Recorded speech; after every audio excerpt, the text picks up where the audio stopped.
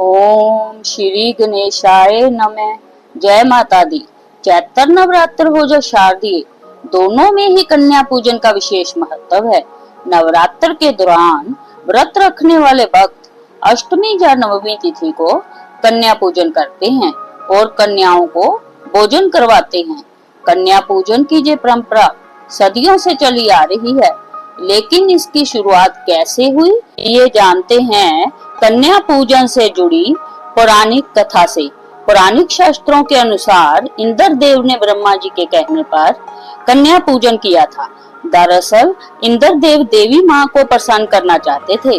अपनी इच्छा को लेकर इंद्र देव ब्रह्मा जी के पास पहुँचे और उन्हें माता दुर्गा को प्रसन्न करने का उपाय पूछा। ब्रह्मा जी ने इंद्र देव से कहा कि देवी माता को प्रसन्न करने के लिए आपको कन्याओं का पूजन करना चाहिए और उन्हें भोजन कराना चाहिए। ब्रह्मा जी की सलाह के बाद इंद्र देव ने माता की विधि विधान से पूजा करने के बाद कुंवारी कन्याओं का पूजन किया और उन्हें भोजन करवाया। इंद्र देव के सेवा भाव को देखकर माता प्रसन्न हुई और उन्हें आशीर्वाद दिया। ऐसा माना जाता है कि तभी से कन्या पूजन की परंपरा शुरू हुई।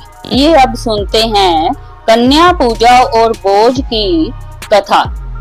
वैष्णो देवी कथा के अनुसार माता के भक्त निसंतान पंडित श्रीधर ने एक दिन कुमारी कन्याओं को भोजन पर आमंत्रित किया। वहां पर माता रानी कन्या के रूप में आकर उन कन्याओं के बीच बैठ गई। सभी कन्या तो भोजन करके चली गई, परंतु माता रानी वहीं बैठी रही। उन्होंने पंडित श्रीधर से कहा कि तुम एक भंडारा रखो, भंडारे में पूरे गांव को आमंत्रित करो। इस भंडारे में भैरवनाथ भी आया और वहीं उसके अंत का ब्रह्म भी हुआ। इस भोज में हनुमान जी माता की रक्षार्थ एक छोटा लड़का बनकर बैठे थे। भैरवनाथ ने कन्या को पहचान कर माता को पकड़ने का प्रयास किया, लेकिन माता अपनी शक्ति से त्रिकुटा की पहाड़ी की एक गुफा में जाकर तप करने लगी। गुफा के बाहर हनुमान जी पहरा देने लगे। तभी वहां पर भैरवनाथ आ दमका। हनुमान जी ने उसकी खूब पिटाई की और 8 दिन तक उससे युद्ध चलता रहा। तब माता गुफा से बाहर निकली और उन्होंने अपने अस्त्र से भैरवनाथ का सिर काट दिया, जो दूर जाकर गिरा।